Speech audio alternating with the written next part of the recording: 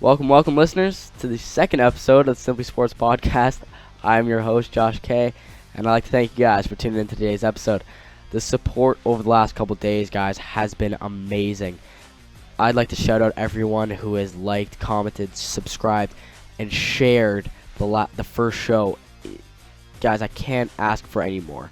It was a huge success in my mind, and I have you guys to thank for it. And to think all that success got me my first sponsor. Yes, it might be my dad, but he's paying for all this stuff, so I thought it'd only be fair. It is IPS Insurance. Insurance so good, you'd hope something bad happens to you. Jeez, we got to work on that tagline. Well, anyways, for today's episode, we are going to be talking a lot about school sports at the high school level and the university level with my guest, Jackson K, who is my older brother, and one of my really good friends, Ryan Getty. But before we get to that, I think it would be fair if we just recap the week in sports. It hasn't been that long. It's only been a couple days since we do our last recap. But in my mind, still a decent amount has happened. So, let's get Greg in here. Greg, you there? Hey Josh, what's happening? Oh, awesome. We're back again. Back in action, baby. Back Let's in go. action. Okay, so, I was telling in the little intro, it hasn't been too long since we did this last recap, but I guess for us Toronto fans, there's been a lot going on in our minds, you could say. Still suffering from the heartbreak from a couple weeks ago. It's Oh man. trying to get it out of my memory, but it's just been haunting me. Oh man. It was I don't know if I would describe it as a great game. Uh but like it was definitely with the atmosphere, like just knowing that it was a game 7, it was an important game. I guess it was an I intense think game you could call. it was over the top intense. I mean, that's the type of game 7 you 100% expect, especially from two defensive juggernauts like the Yeah. Celtics and Raptors. And you know what? It reminded me a lot of Utah and Denver game 7, Yeah. where every basket felt like it was a momentum changer.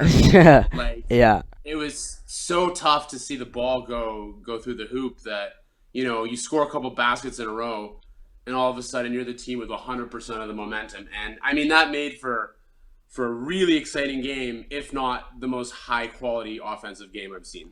Yeah, I agree. It's just it's so tough because you're battling between whether or not the Raptors, even if they did win the game, did they deserve to win the series? But you obviously want them to win, right? No matter what. But I don't really think, in my opinion, I think the outcome was what should have happened. I don't think we should have won that series. Yeah, I totally agree with you, Josh. The better team unfortunately won, and I mean the Celtics were clearly more talented. They were a little slicker on the offensive end. They had the defensive bodies to shut us down offensively for us. And you know what? It's a testament to Toronto's culture and heart and determination and fight and effort level. And IQ and coaching and sort of leadership. Particularly from, of course, Kyle Lowry. But the fact that we were even in that series was pretty impressive. And you know what? I take my Yeah. hat off to the Celtics. They're a wicked team. And, Celtics Heat in the next round is pretty tasty. Yeah, definitely. It's just, uh, you hate to see we go down to the wire. I don't know what it was, a minute and a half left. Lowry fouls out, and he's just so mad that he's not there for that end. Yeah, and Um, yeah, it's just it was just such a tough ending. No matter, for even though it was sure. a tough game, it was a tough ending. But so fitting, right? Like, your alpha, your bulldog, Kyle Lowry, just like, through sheer effort and hustle and fight, fouls out of the game. And, that's kind of, you knew when sort of the nail was in the coffin there. Yeah. And hey, it was kind of a poetic way to finish the battle. And I mean, he must have just been dying inside, but you know what? They handled it with class. And I mean, most experts are already saying this was the best series the entire playoffs. And Hmm. Unlike last year where we managed to scrape out the best series of the playoffs, we dropped it in this one. So what can you do? Yeah, exactly. But uh, I think we both can admit though, when you are going through those types of moments in those games, it's really down to the wire. You know that you're down 3 points, but you don't get enough time to really just play defense. You got to foul. You want to foul the worst free throw shooter out there, and that Kyle Lowry foul was on what's his name from Tennessee, Grant uh, Williams. Grant Williams, and It was he's a it was a rookie. smart foul. It was Yeah. the perfect foul. He misses. We're down 3 points. Could be a 5 point game and totally screw us with 40 seconds left. Instead, he misses both free throw shots, I know. and then we let Tatum get the board and foul him instead. It's like I yeah, I mean that was a devastating play as it was a well. gift And from that, God. It was you amazing. you can't fault them too much. Obviously way too many turnovers in the game. To be in that position, wasn't ideal. But then they get to give themselves a chance Oh, and to miss both free throws in that scenario. You're like, "Oh my god, like could this actually be a miracle come?" But to let Tatum come up with a rebound there is ah, unacceptable. it's Unacceptable. almost as if it was the perfect script that you write up for what the ideal situation for that would be. We're down 3 points, so we can't affect the rest of the game. But right now, we want to foul this guy, and we want him to miss both free throws, and then we'll get a possession. It was, it was that was the hardest part for me. That play alone was harder than watching them lose. Just knowing what it could So have that been. I agree. So that play was devastating. But I mean, for me, it was when they went up by 7. I believe was it the third quarter? I think, or maybe early in the fourth. I think late in the third quarter.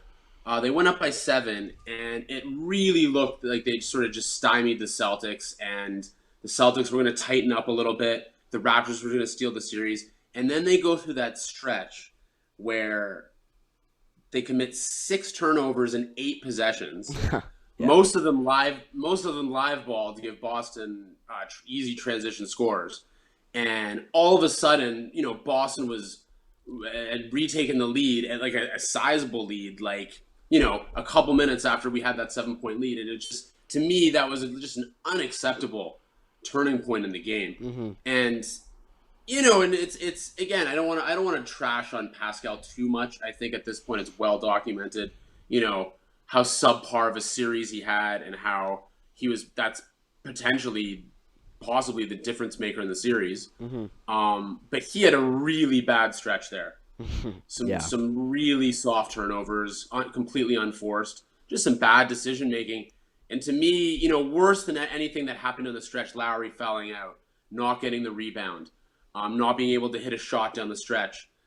That's the turning point to me. And if you want to win a series like this, where it's just like every possession counts, you can't be having that kind of stretch. And you know what, the Raptors had too many over the whole series, I would say. Yeah, you're right.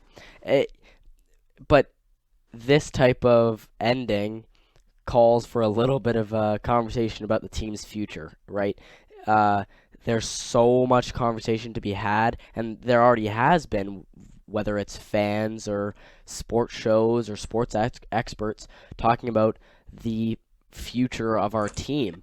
Uh, and you know that Pascal's gonna develop, and guys like OG and whatever, they're gonna develop, but do you think that we just stick with the team and just make them grow, or is there really some more stuff that needs to go on? Well, so obviously, a couple key factors have to fall. Like, what are we doing with our backcourt? Are we trading Lowry? Are we re-signing Van Vliet? Those are the key questions. Then what do you do with Gasol and Serge Ibaka? Hmm. Um, there's so many questions with the veteran players on the team. Not that Van Vliet's just right in his prime, but he's going to demand huge money, Hmm. and yeah, there's a lot of choices to be made. And you know what, I do like a possible core, especially on the wing of Siakam, Anunoby, Powell. Hmm. Those guys are all in their primes. I mean, Anunoby about to enter his prime. He's got a couple more years of seasoning. Yeah. Powell and Siakam are still quite young, like 26, Mm-hmm. mid-20 range. That's a solid core on the wing, but you need a point guard of the future. Yep. I don't. Again, with Freddie, I just don't know. That's a really tough one for me. I think he's proven toughness. I think he's proven that he can be clutch. I just don't know if that's a guy you want to lock down for 4 or 5 years at 25 million. Yeah. That's Totally. that's that's really locking in your future between him and Siakam. That's you're rolling with those two guys who at times in this series kind of proved they weren't there yet. I would say Yeah. Siakam especially.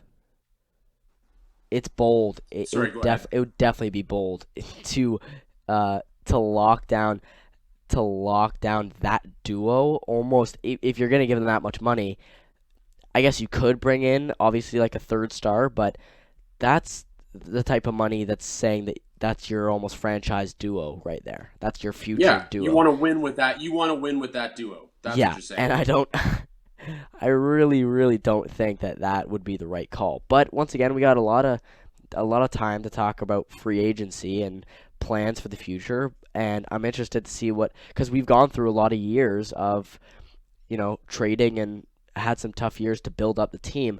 The last thing you want to do right now is have to build up again, right? And this is a really good point, Josh. And it's like who are you getting either in the pipeline, as a draft pick, as a young prospect in a trade, as maybe an unrestricted free agent, like who are you really getting that's better than Fred? It's tough. Yeah. It's tough to see a better point guard than Fred. Even though Freddie, I don't know where he ranks in the league, maybe fringe top 10, maybe a little better than that.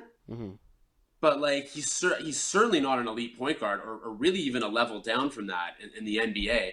So, but I just don't see them getting someone better than that. So that's what makes it such a conundrum for Masai Ujiri in the crew. It's just that's a really tough one.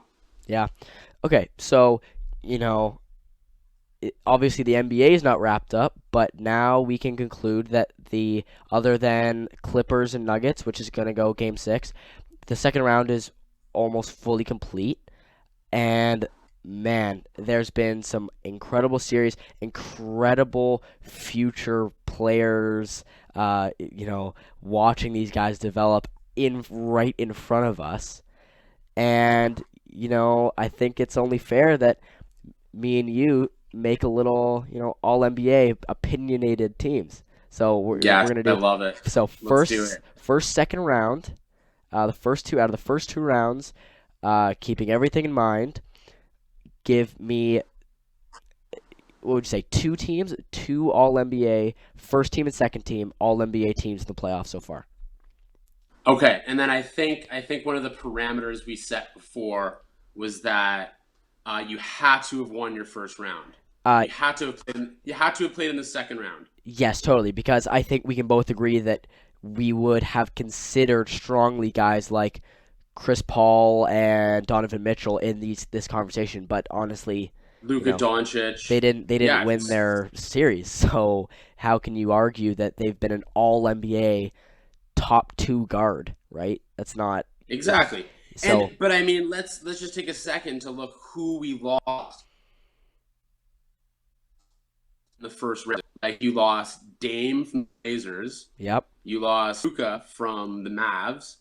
You lost CP3, Shea Gilgeous, and Schroeder from OKC. Yep. And you lost Donovan Mitchell, who played the best out of that whole group from the Utah Jazz. Yep. So, R.I.P. to all those gunslingers. that was a pretty incredible group of guys that we're not seeing in the second round, unfortunately. And it showed. Honestly, the second round, the guards in the second round have not been sensational. It's been a wing fest, and it's been pretty loaded in the front court.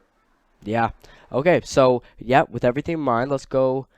Let's just start with the first team. Okay. So my first team. Let me get the list out here. I had Bam. I had Bam at the center position. Okay. He's been outrageous, obviously, for the Heat, who have, pretty much cruised through the first two rounds. They've dropped one game.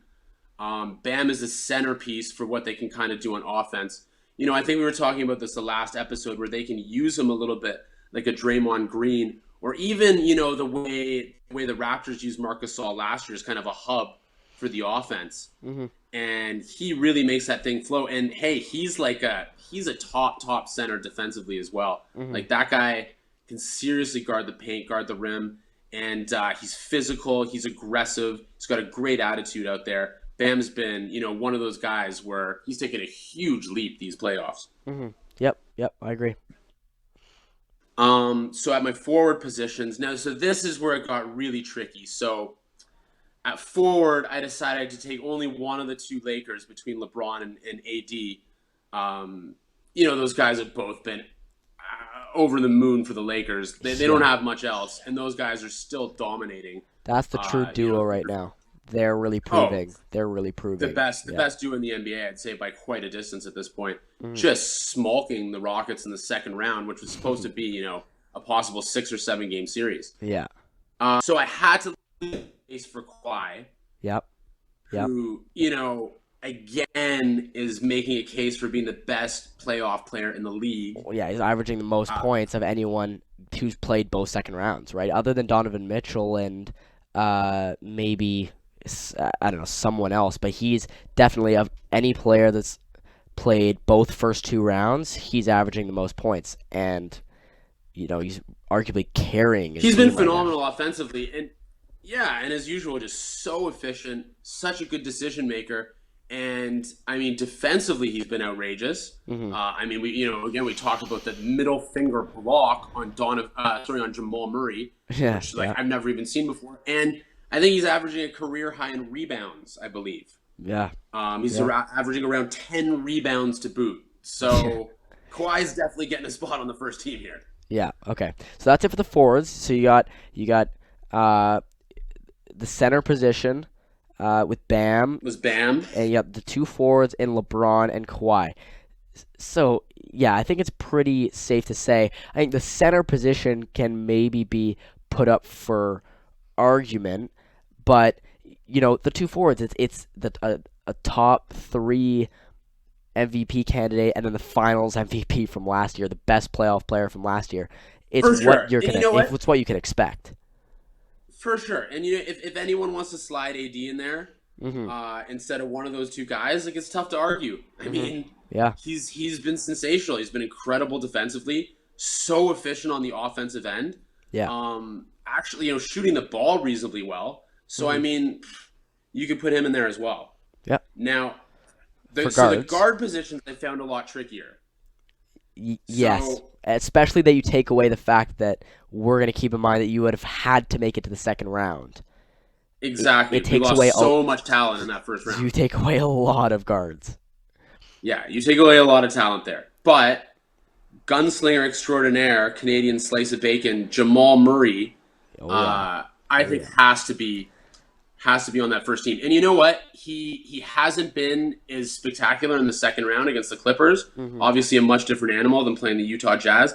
But he won that first series, and that's automatically worth the first team spot. Yeah, you know that this first, almost no matter how they did in the second round, between Donovan and Jamal, I think you would have had to give them a star guard, whoever took that series. Right, 100%. Whoever was winning that, was winning that battle was getting that spot for sure. Yeah, and Jamal took it. And even though you're correct, he's not playing as well. He's not averaging the friggin' 30-something points, going back to back 40+ point games. He's not doing that, but he's still, you can't ask for anything more. No, hey, they're still. It's game 6, man. They're still hanging around. Yeah. And they've proven that they don't die easy. So I can't wait to see the next chapter of that. I believe that's tonight, actually, isn't it? I think so. Yeah, I think so. Yeah, so that's going to be tasty. Yeah. And then my last guard spot. You know what? I'd say this was the toughest of everything, just because nobody truly stands out. And you know what? The Jimmy Butler story. that's what kind of gave me reason to give him that first team spot. I'm giving it to him. The other guys that were really in the mix, Kyle Lowry, James Harden, who I'd say has underperformed, Mm-hmm. and to be honest, Marcus Smart. I had to give some consideration because honestly, to me, we're talking about how Jamal Murray won that first round series for Denver. I'm not saying Marcus Smart won the second round for the Celtics, but he was phenomenal. He drove me crazy the entire series. Yeah. And, I mean, just did every little thing that the Celtics asked of him. I don't think. Yeah, So, I think you can definitely argue that maybe he didn't win the series, but I think you can 100% argue that out of the 4 games, he definitely won at least what, 2 or 3 of those games. 1.5 minimum, like 1.5 to 2, Yeah, like I would he's say, just are like, if they don't have Marcus Smart, they don't win the game. It's as yeah simple as that. on both ends. Um, Like that one game in the fourth quarter alone, he went from he hit 5 straight the threes five to straight start threes. off. Like Yeah, game two. those are the offensive games. But then when you look into the games where guys like Tatum and Kemba went off on offense, you still need to keep in mind someone would have had to hold down the fort on the defensive end, and that was Marcus Smart 100% of the time. Always. And impossible to square. It's such a tough guard. Such a tough guard. So that Um, that obviously completes this first NBA team, but I'm sure and you let me just just say, hinted who's the second let me NBA just say one guards, thing right? about Jimmy. Let me just say one thing about Jimmy Butler, though, Josh. Yeah. It's the fact that he believes right now that the Heat are the best team and that he's the best player in the Yeah. NBA. Yeah. Like I think it's been well documented that Jimmy Buckets has a couple loose. Hmm. Uh, but he is an alpha, Yep. and he is an absolute dog out there, and he's a bit of a psycho, and he's got the right kind of crew around him to just sort of lead him into a street fight, and he's just loving this more than anything else in his career. So he's playing like it. He's playing his tail off, and he's the type of star that doesn't need the ball to be super effective. Yeah. He can really help his teammates all over the court defensively and just be an incredible leader. Yeah, you're right. So, you know, that then leaves the conversation for the second team is without a question, you just got to put Smart at that guard spot, like without a question, Okay. right? Okay. Well, so again, this is tough. So it was between Smart, Lowry, and Harden, Hmm. and originally, for me, you have to have Lowry on because as good as Smart was, that's a possible sweep without Kyle Lowry. That Hmm. series Hmm. is a possible sweep without Kyle Lowry. Um, and I was gonna leave Harden off. I was gonna put Smart on and Harden off, but you can't be unnecessarily hard on James Harden just because the standard he sets is so high.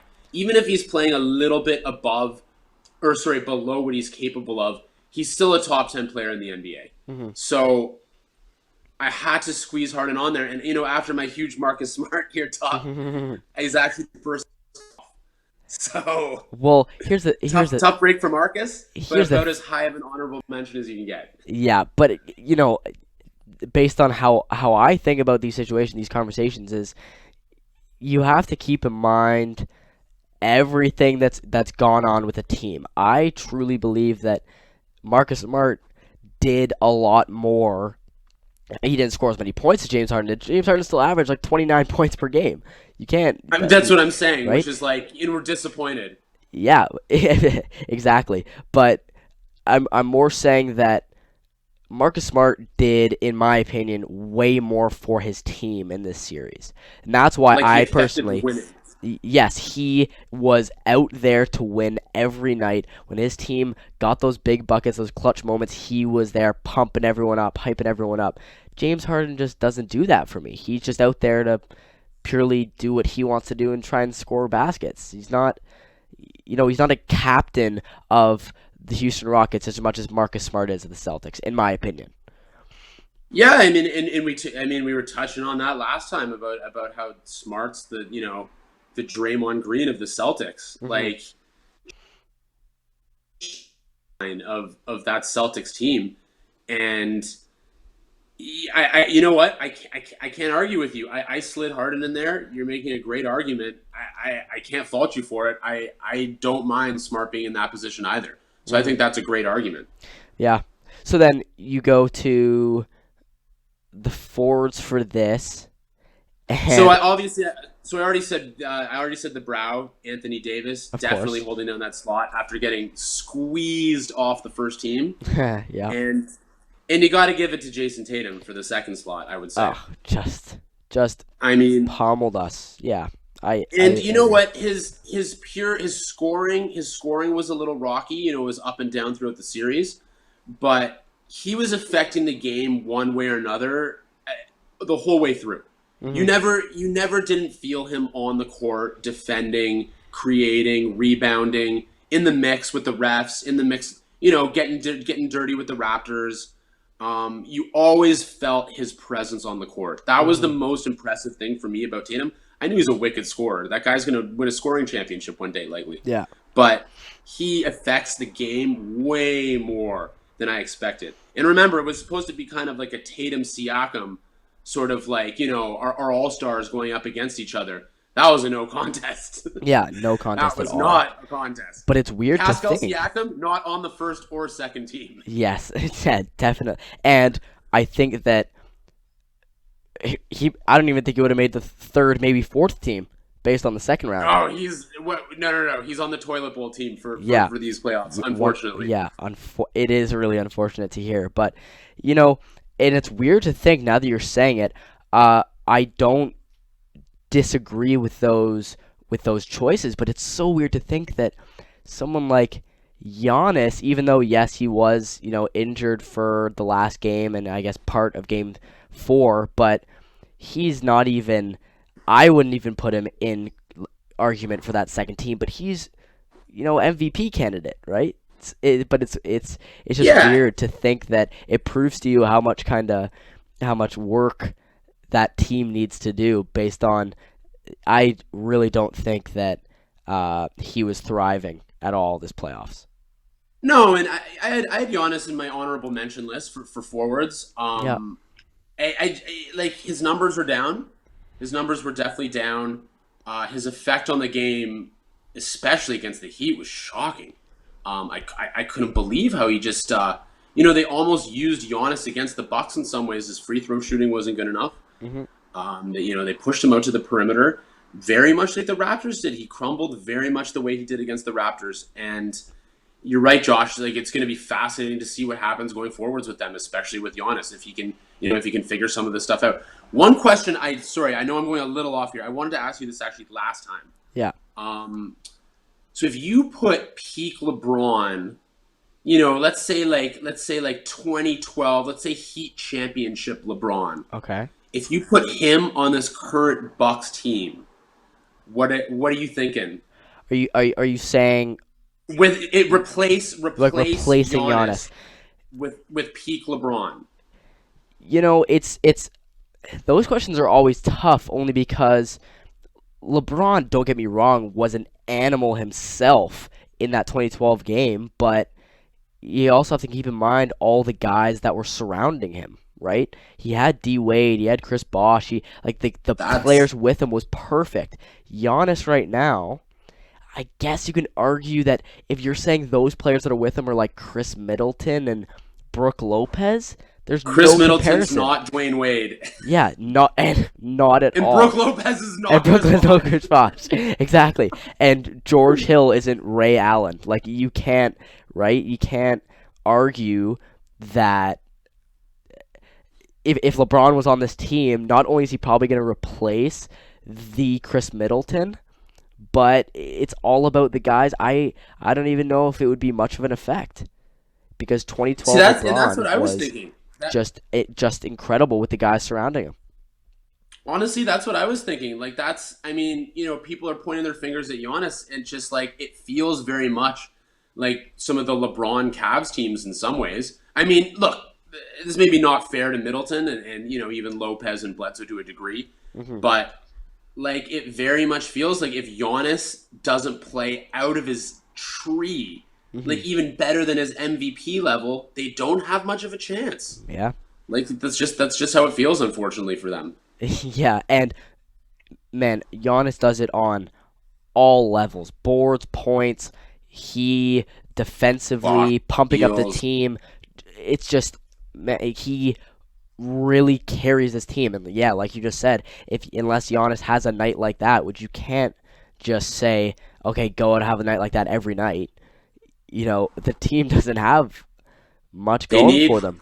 they need 35 and 15 from him a night with like, being a defensive player of the year, and Yeah. that's what they need from him every night. And if teams are scheming against him, I just don't know if you're going to be able to do that. All you double him, and you're taking those numbers right out of his hands. Yeah, totally. Okay, so we got the first team, we got the second team, but you still need the center position for second team. Yeah, so center, it was a no-brainer for me. It's Jokic. Yeah, I was even gonna argue that he might be the first team as well, like that Bam, And you could Jokic. for sure make that argument, Hmm. 100%. And for me, it just comes down to the Heat moving on. And you know what? The Nuggets may come back. At which point, yeah, 100%. Jokic is on that first team because offensively, oh my god, has he been fun to watch? Yeah. Like the pick and roll with Murray, him popping 3-pointers, just creating in the lane. Just so fun to watch, and he just doesn't seem scared. Hmm. He likes going at these guys. There's some fearlessness there. And again, for the Nuggets, it's so exciting to think that they've got these two guys locked up and to see what they can build around them. They have trade pieces. They have Michael Porter Jr., they have Gary Harris. Those guys are great trade pieces. They've got some big, strong wings and Torrey Craig and Jerry and Grant defensively. So it'll be great to see if they could add that. Can they add a Bradley Beal Hmm. or that type of player to this, to already this lethal combination? Yeah, totally.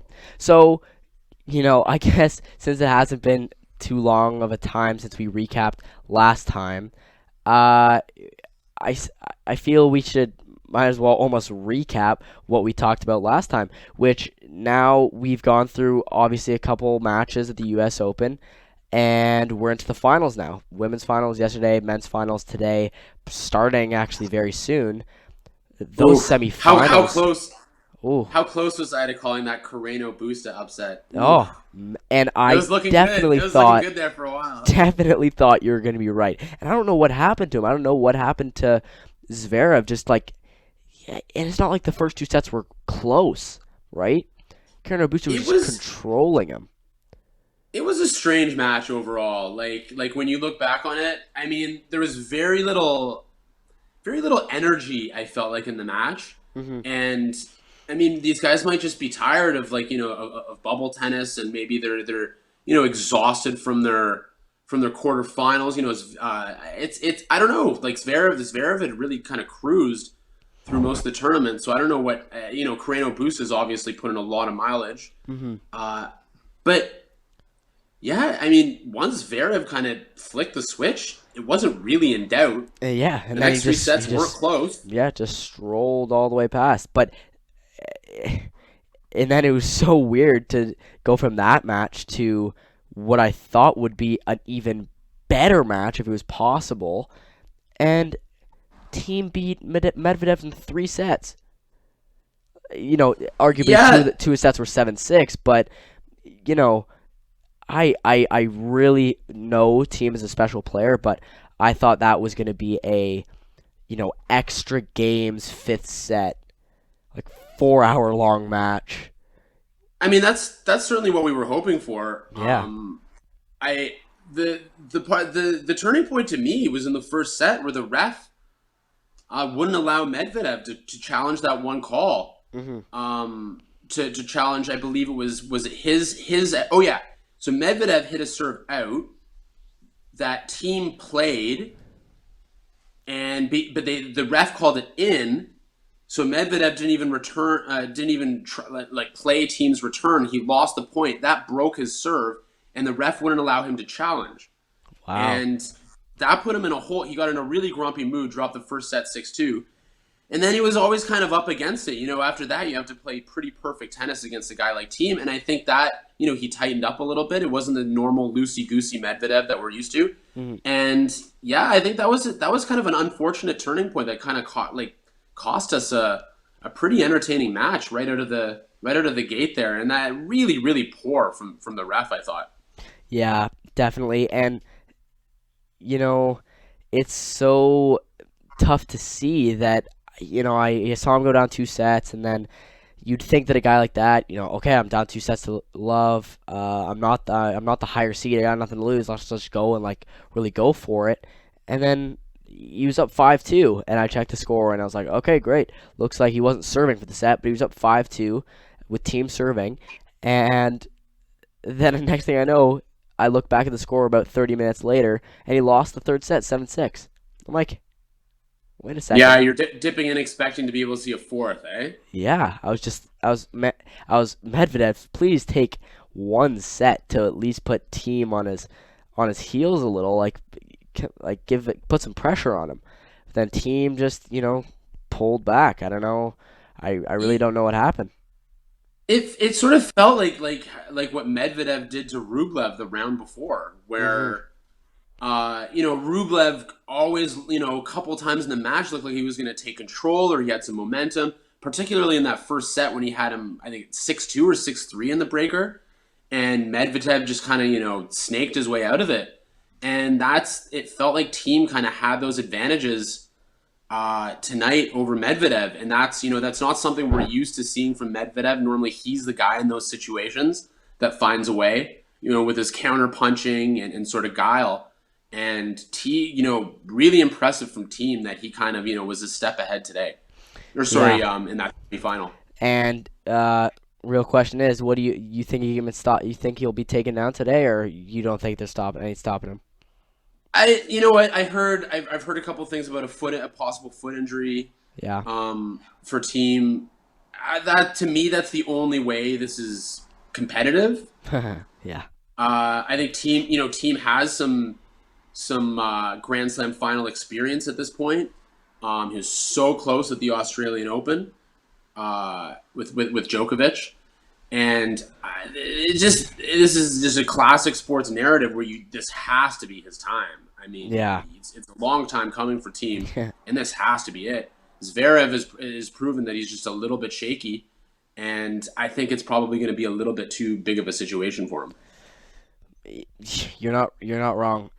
It's definitely gonna be an interesting match, but we got U.S. Open ending this Sunday. We'll take a week break, and then we're right back into French, right? Like you get one tournament to kind of get used to it, and then you're into the next major. Like there's nothing. Yeah, and we got Nadal confirmed. And we It's got gonna be Nadal great. confirmed. Oh man, it's gonna be great. Uh, yeah. So looking in last game of the NBA playoffs tonight, finals of the U.S. Open. That's gonna wrap up kind of the second round, uh, and then we're into finals. It seems like it's almost been quick, but man, like we're getting to the end here. We're getting to the end of some of the entertainment. Some of the we gotta take it. We gotta take advantage while it's still here. Yeah, and I really am. I'm trying to watch like most of these games when I get a chance. Yeah. Uh, if I can get Steffi to bed on time, then I'm generally all over this stuff. Yeah. And you know what?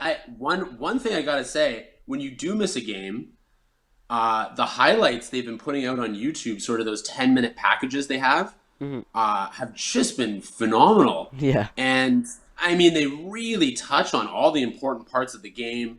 You get a great little synopsis of what's happened. Hmm. And yeah, to me, that's been a really fun way to tune in, even if I obviously tough to watch every single game. So that's been an awesome way to follow when you're missing a little bit. Hmm. Yeah. Well, Craig, I'd like to thank you for coming on and doing this recap with me. I'm sure we're gonna try and get you on as much as we can because you know this is what's entertaining to me. It's just we can just go on about sports as long as we can. Oh, absolutely, Ben. But I'll anytime you guys want, I'm happy to do it. I love talking about this stuff. It's been a blast as always, buddy. Great. Thanks for coming on the show. We'll see you soon. Next, I'm going to be introducing my next guest, Ryan Getty. He's going to be talking about some good stuff, high school sports. Let's get Ryan in here. Okay, I'd like to introduce truly an all-around athlete. This guy's been in high school for now 3 years. 2 out of those 3 years won the Athlete of the Year award, captain of the football and rugby teams, and now is the co-president of the BAA, the Boys Athletic Association at Northern Secondary School. Guys, I'd like to introduce my guest, Ryan Getty. Ryan, you there? Hey, Josh, you can hear me? Yeah, I can hear you all good. Awesome. So, Ryan, I'm sure lots of the guys watching this right now, listening to this, they know you as, at Northern. It's pretty big deal. Captain a couple teams, won a couple awards. It's pretty cool. But obviously, with everything going on right now, COVID and the coronavirus is, tough as it might sound, is kind of going to take away this last year of sports. Just tell me how you feel about kind of missing out a little. Yeah, Josh, it's definitely a bummer, especially going into the grade 12 year and being as involved in sports like as I have been with football, rugby, hockey. I was definitely looking forward to playing this year, as is like all the athletes who are going into their final year, especially.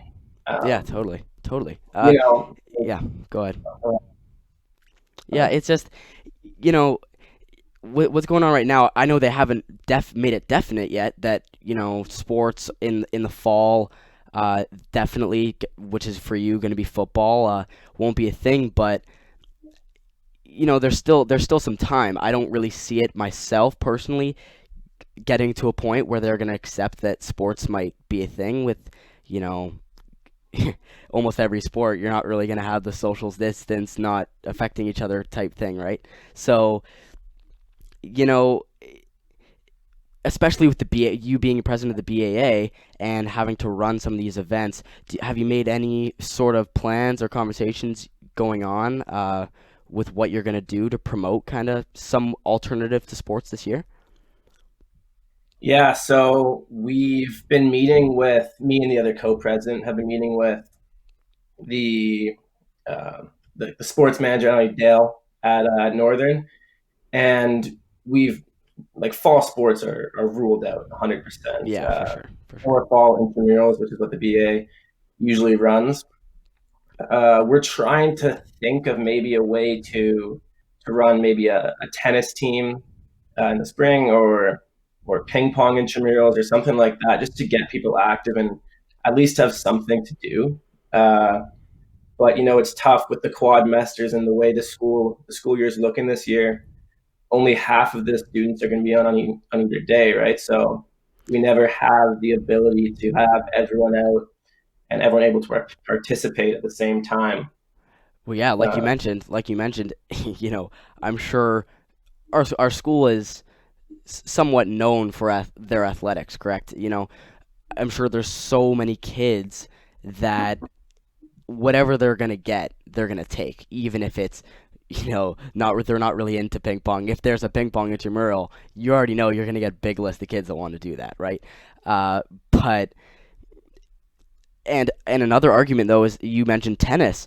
Tennis is one of those I can relate at my squash club right now. At lots of clubs around the city, tennis is actually one of those sports where they've allowed full access. They can argue that if it's outside, you are technically social distancing on court, right? As long as you stay 6 feet away. So, I'm sure you and the co-president are talking that through, but it's looking very likely that tennis could be a sport that we could play, right? yeah, for sure. I mean, tennis and golf are definitely the big two. Yeah, for sure. Golf as well. They're both outdoors, and I know a lot of people like throughout COVID have picked up like me. Like I've never played tennis before in my life. Yeah. Like 5 days a week at the beginning of COVID, just playing tennis. So I think a lot of guys would be, and like a lot of girls too. Everyone would be interested in playing if Hmm. we could get it up and running. Yeah. And there's a lot of liabilities is the only thing that would hold us back. With TDSB and stuff, they don't want to have to deal with any of the issues that could come through running the sport. Like say Yeah, for uh, sure. like something spread while we're doing this, they'd be in a lot of trouble. So there's a lot of like roadblocks you got to get through, and I don't think I don't think any of that's looking good for the fall. Maybe Mhm. we'll see in the spring. Mhm. But as of right now, despite how badly we want to do it at Northern, it's not looking like it's going to happen. Yeah, totally. And you know, we can kind of switch the subject a little. You can brag a little if you want, but if I'm not mistaken, last year I can't remember if it was football or rugby, but I remember you had some scouts. Maybe is that correct? You had some university guys there to watch you play. Yeah, yeah, we had some coming to watch just for football, and that was pretty exciting considering it's grade 11. You don't expect those kind of things till grade 12, but Yeah, totally.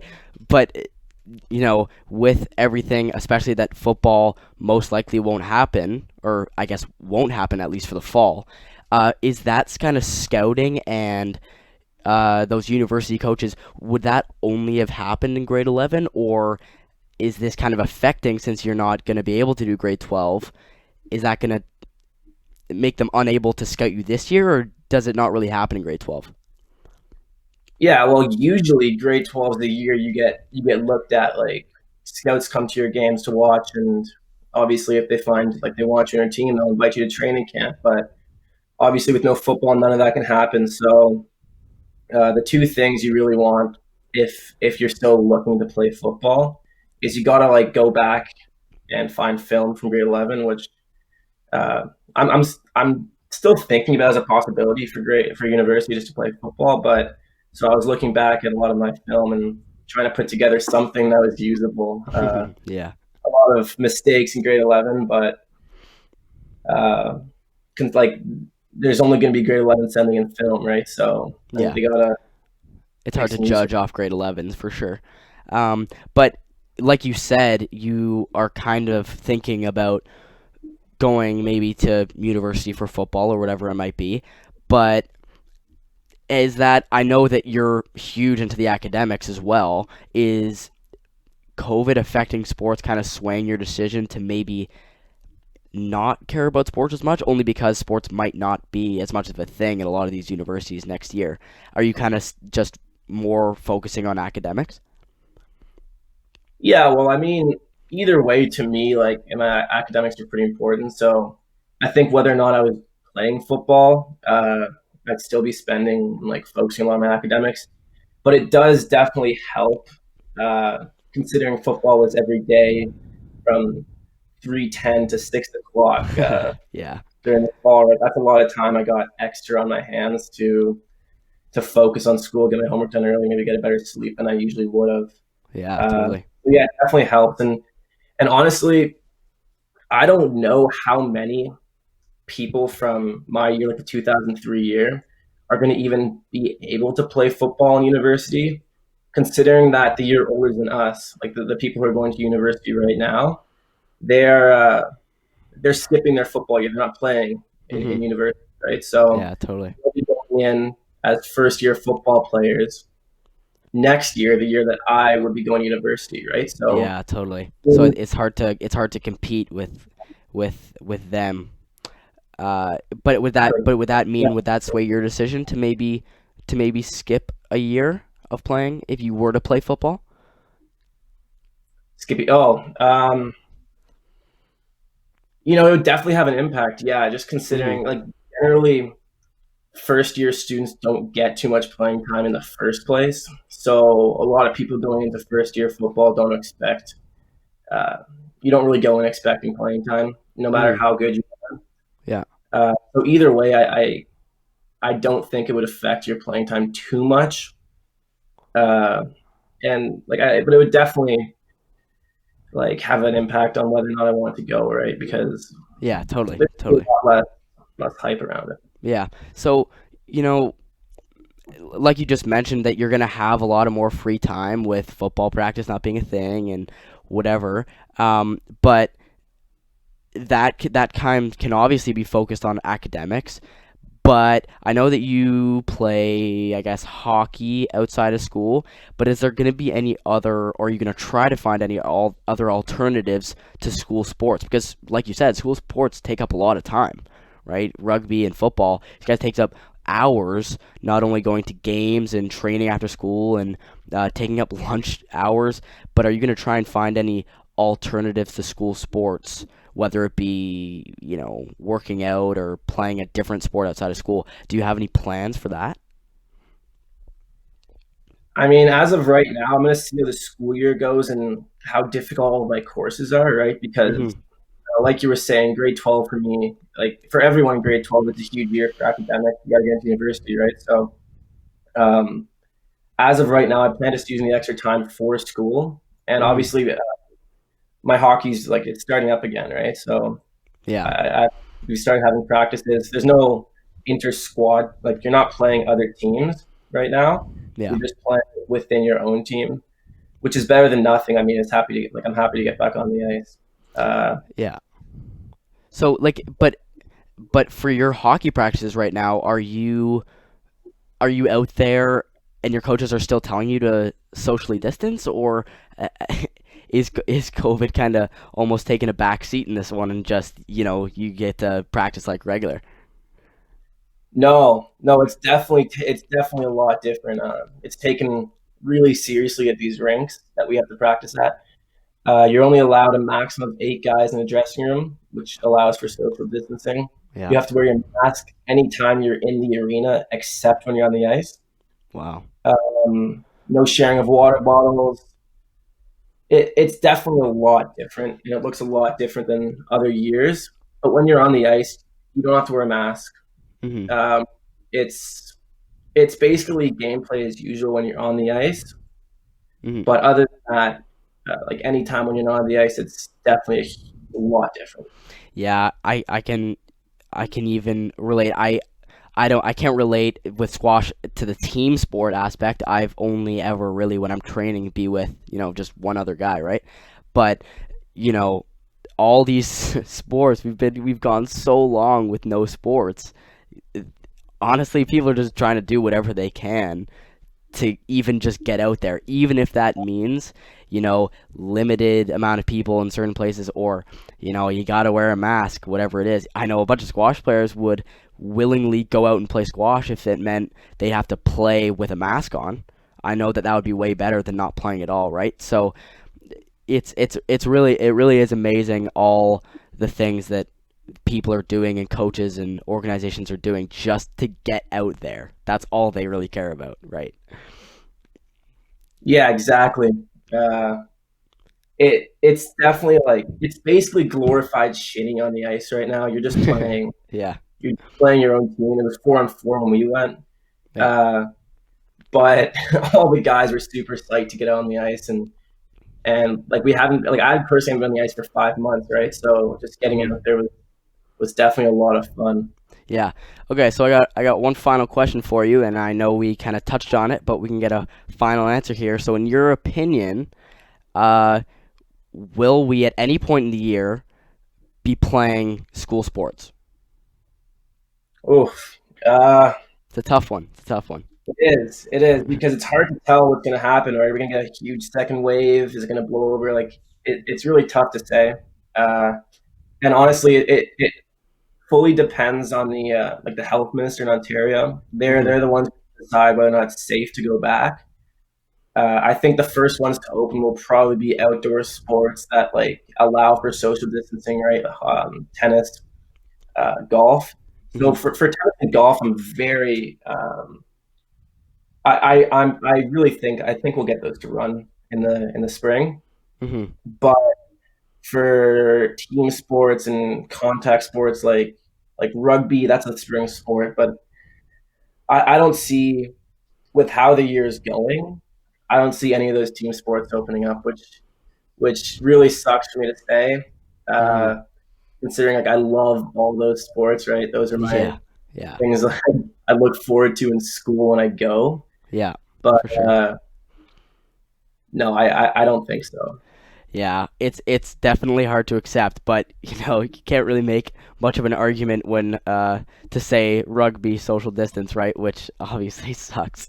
But um, you know what, Ryan, I really thank you coming on the show, and it's great to hear from someone who as involved as you are with sports. You play one sport every season as much as you can with the BA and everything. It's great to hear your opinion about everything that's going on, especially with a bunch of kids our age not knowing what's going to happen. So yeah, I'd love to thank you for coming on the show, Ryan. Hey, thanks, man. Thanks for having me. Awesome, great. We're gonna go change gears a little, stick on the same topic, but I'd actually like to switch to university sports. And best guy I know, yeah, maybe a little biased. It is my older brother, Jackson K. We're going to be getting him in here in a second. He's going to be talking about the university aspect, captaining an NCAA squash team. I'll bring him in here in a sec. Jackson, you there? I'm here. What's up? Awesome. You know, you're going back to Western Campus. This is a pretty big deal. Squash teams, Yeah. squash clubs, everything. What's going on? It's pretty crazy, isn't it? Man, crazy first week. Yeah. So Honestly, man, I it's not what I expected at all. I mean, I was with you a week ago, and I feel like if we were to talk about how this first week was going to go, I would have thought it was going to be a lot different than what it ended up happening totally. in the And end. me and you spending, weekends, days at the cottage, probably the least amount of people you could possibly think of. And then at the city, we're going to the squash club, and you see a couple guys. Now you're going back to a university campus where it's freaking, it's bumping. You're in a bunch of people walking around your age.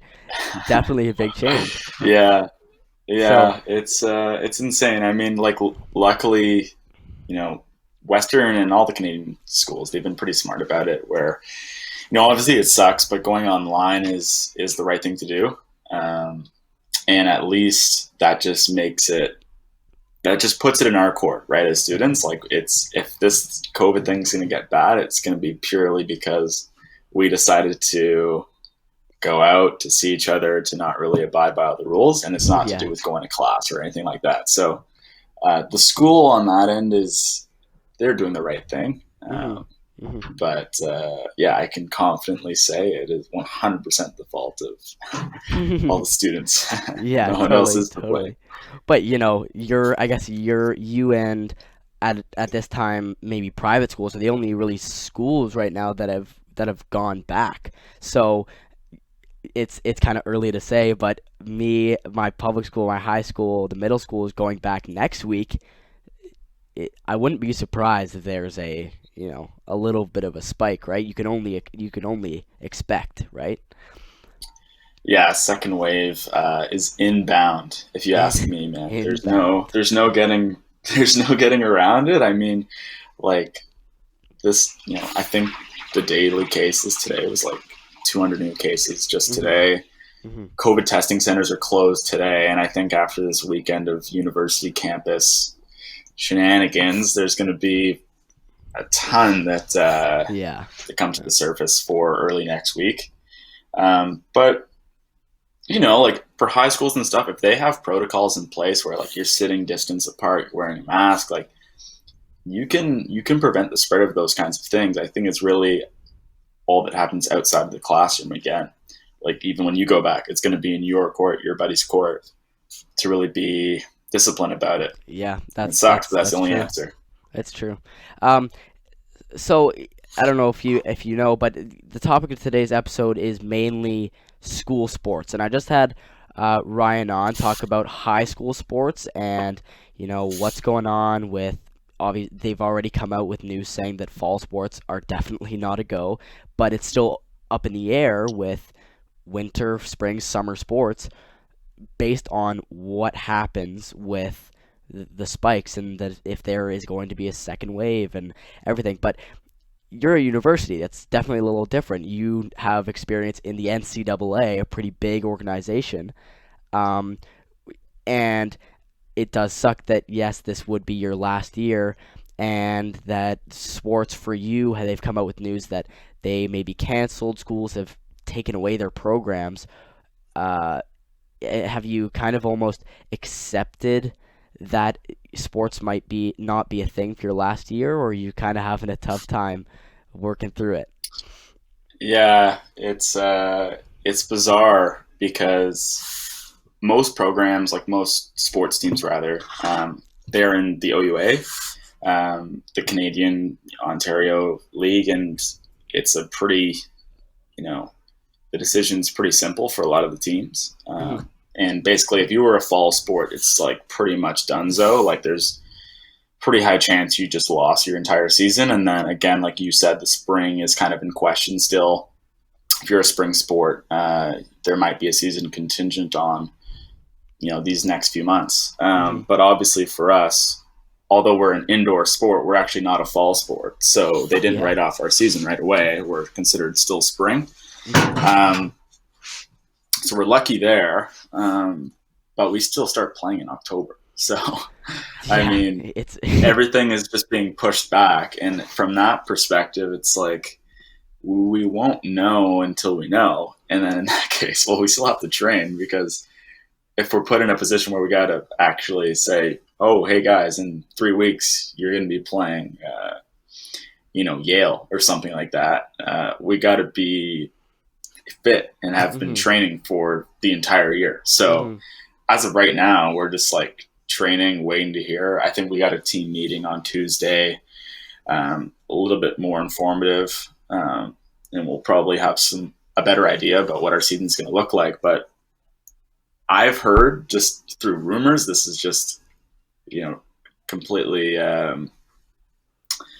just people's opinions. But, a lot of people think that it's way more likely that our NCAA season will happen over our Canadian season, which to me makes no sense at all. Yeah. Like, I have no idea how that is how that's an opinion of anyone. Well, yeah, I'm sure if no one knows with the deal with the Western squash team, but you guys are the only Canadian school in the NCAA, right? So when they're saying that the NCAA might happen, I guess they're relating to a very, very majority, other than you guys, that are in the U.S. So I guess you wouldn't have to travel out of state. It would just be kind of, crossing borders, or right?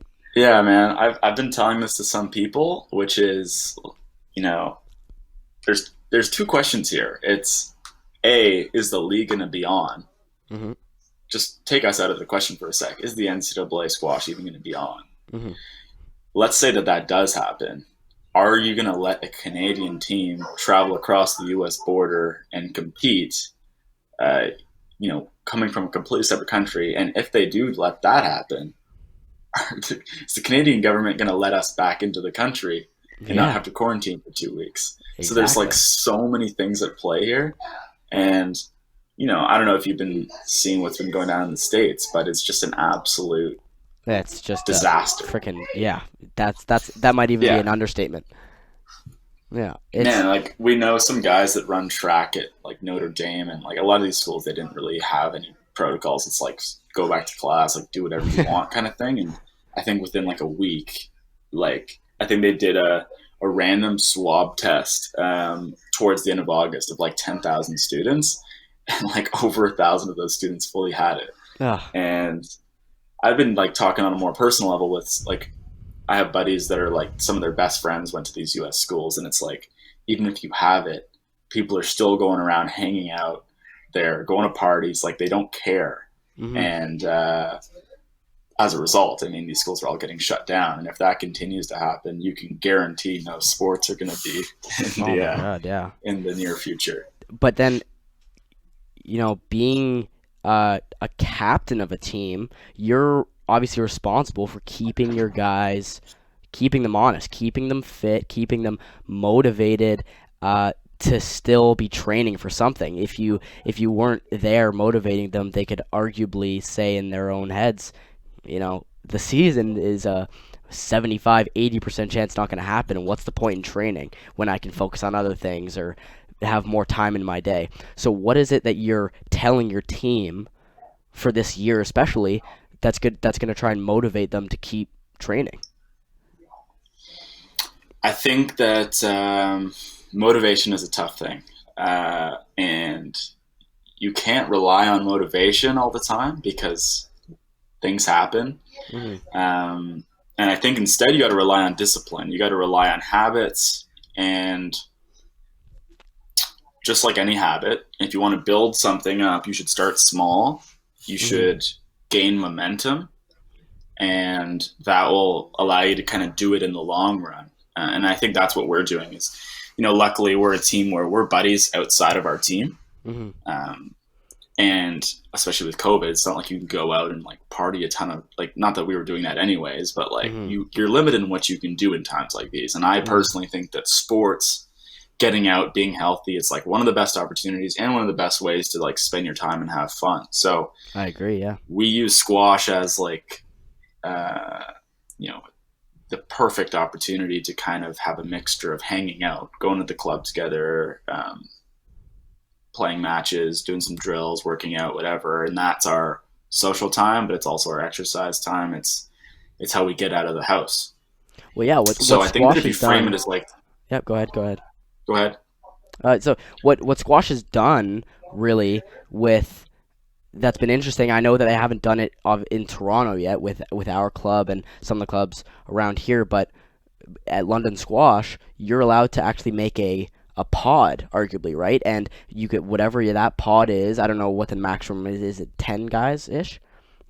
Yeah?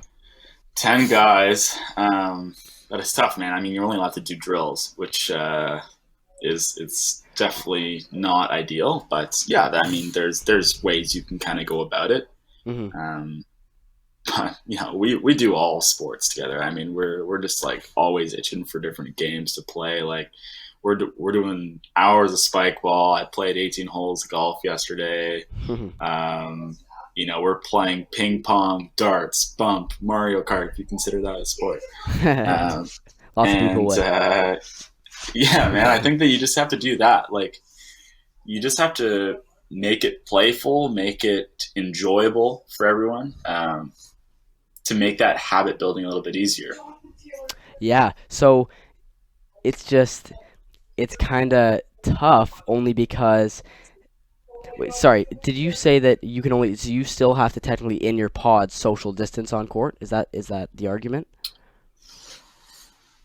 It's so bizarre, man. It's like if you're on the Western team, you can play, normally together. But if you're not on the Western team, you have to only play drills if you're playing a guy on the Western team. But it's ridiculous because in the squash house we have guys that are alumni and guys that are on the team that are literally living with each other.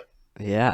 Wow. So it's like those guys are only allowed to drill, but they're literally living together, and I'm not living with any of them, and I can play them normally. So yeah, again, it's like, what are the rules? Like, why do they exist?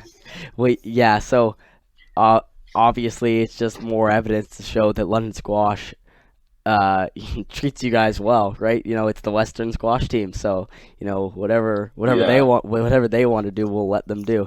But yeah, definitely guys like you mentioned that have had places in London and just graduated, but there's not really a reason for them to come back to Toronto, because if they had a job, they're working from home anyway, and why it's definitely, you could argue, cheaper to live out in London, so why would you go out and get a place in Toronto, right? So there's lots of arguments, but then like you said, even if you're technically household players, which is what the rule is at our club, right? Me and you could play together because we lived in the same household, but you can't play because you're not on the same team. It just doesn't seem right, almost. It's weird.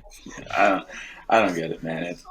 Then again, I also could be kind of wrong about what the rules are right now, but that's what I was told the other day, and it sounds insane. I don't know. I think maybe they think because if we're on the same team, that means that we're living together, and they don't understand that guys that are off the team also live with the guys that are still on the Western team. So maybe that's the confusion, but either way, it's you go to a club right now, you go to a gym, like it is empty. Like I have gone to training. I have an entire gym to myself. I have an entire change room to myself, and I have an entire all the courts, everything. So rules are rules, but it's like, man, there's not even anyone around for you had to break the rules for things to get passed on to. Exactly. Yeah.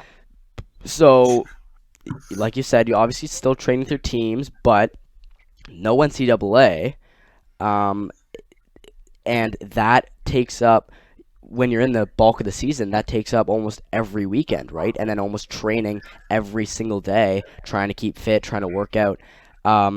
So is this going to give you a lot more time for hobbies or academics? Like, what is it that you're going to make as an alternate to squash? Yeah, I mean, I think that for athletes, for anyone that's kind of committed to something outside of their main domain, like school or work, that's what you're dedicated to most of the time, and that's a sacrifice, right? I mean, you know all the things that you're foregoing in order to pursue that passion.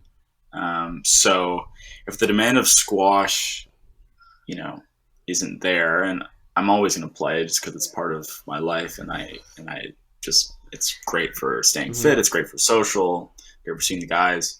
All the things that you wish you had time for, all these years. You're gonna do it a ton. So I mean, I see that Les Paul right behind you. Like, you already know that's gonna be a thing. Yeah, for sure. I've been grinding new guitar songs over here. I've been just loaded a new roll of film in my camera. Oh man, the hobbies just being a little bit control. more social. Went to Grand Bend the other day. Like, there's all these things now that, if squash was going on and you had practice at 3 p.m. on a Friday, like, forget about it, right? Or if you're going on a roadie to Boston or something and you have to leave on a Thursday night, then you're done. Yeah. So I'm happy for sure. Now there's all this time for all these new things. Yeah, but like you said, all the friggin' hobbies are just coming out of nowhere, and that's what COVID has done to so many people. We spent so much time, without sports. If you're gonna be without sports, you have to find something else to do with your time, right? And that's been such a huge thing with COVID, is making new habits, reading books, playing an instrument, going to, like, I remember I was texting you about coming on the podcast, and you said, "Oh, I'm golfing right now." I'm like, Jackson golfing? Yeah. Wait a second. Did I just hear that correctly? Right? So, but that's what happens. So, I'm sure you can relate with all your friends that some of you guys are just, we got a weekend for free time. Let's go to Grand Bend. It's better than spending time in our houses, right? You got to be creative. You got to push yourself out of your comfort zone a little bit more when it's so easy to just, like, chill in your apartment or your house or whatever and just, like, grind out a Netflix show or do all these things and make you a couch potato. And it's you got to really push yourself, and you and all your friends, you got to come together and, like, we're not letting this year just go to waste just because of the circumstances right now. We got to, obviously, within the constraints of the whole situation right now, you got to find solutions for yourself. And it's hard, man. But, that's just the world we're living in right now. And I think that there's a lot of, like, fun to be had. There's a lot of, like, self-growth to be had if you're smart about it, if you're disciplined about it, like I was saying at the beginning of this conversation. Yeah, so it's so tough only because we're going back now into, I don't really want to call it regular living, but we're getting back. Kids are going back to school and stuff is starting up again. But you've spent the past 5 months, 6 months, trying to build new habits, and it's going to be so interesting to see. Even for myself, I'm sure you can relate. We need to focus on the habits we've built. Have all been great habits, but you have to keep them. You have to make sure you keep them and make them into your everyday lives. And but with everything else going on, getting back into regular life, it's just got to be the biggest motivation right now to try and stick with the same habits. For example, sure. Just playing guitar on a daily basis, multiple times a day. It's just one of those kind of one of those releases, one of those just like kind of I can be chill for a certain amount of time per day, and that's important for your day. With everything going on, you've got crazy study for school. It's so important to make sure you still have time for those habits. For sure. If there's any high school kids listening to this, Josh's big new show, this is my prediction, is that when you guys apply to university, and if you want to apply to a more like a difficult program where the applications are pretty heavy and stuff, I'm really banking on there being a question, which was like, what did you do to improve yourself during COVID? Or Yeah, totally. Like what's an interesting experience you did, or something along those lines. And there's going to be a lot of people that were like, man, I literally did nothing. And it was basically just like wasted time. And there's going to be other people that came out of COVID, they're just absolute beasts. Yeah. Whether they're just now all of a sudden like some solo like guitarist rock star, or they're all of a sudden just shredded and they have like a 10-pack and whatever. Like there's going to be those kinds of people, and they're not going to be, it's not going to be everyone, but there's going to be a few that were like, no, I had this time and I didn't let it get the best of me, and I made the most out of it. And, you can be one of those people. Yeah. We can all be one of those people. So, it's important to remind ourselves of that. We might not always get this much free time to look inward, to be able to focus on the things that we're interested in. And I think that's an important thing to remember. Well, yeah, it's great at a time like this, and it's so great that you made that example. Is a lot of stuff right now, even if you want to, in half a year from now or a year from now, want to get a sick job somewhere, what the stuff that you do with your free time is going to like attract that extra attention to yourself, right? Like you said, if there's a question on your university application or an application to be in a club that takes certain traits, it's going to ask you, okay, what have you done in your life to prove that you're into this? And I don't think in recent history that there's been a more free time filled time period than the coronavirus, right? It was 6 months at least of totally school's out, you got a bunch of free time, jobs. If you have a job, it's online, you're still at home. It's definitely going to attract so many people if you can prove more than others that you did something with your time. You went out and made sure that you completed objectives, went on adventures. It's going to become, and I'm sure you can relate, it's going to become such a huge factor when it comes to jobs. Obviously, you're in your last year. You're going to be getting into that working life next year. And just like you, all the other guys in your programs, all the other kids your age, different universities, they're going to be applying to those same jobs. So what is it that you're going to have that's going to separate you from the others, right?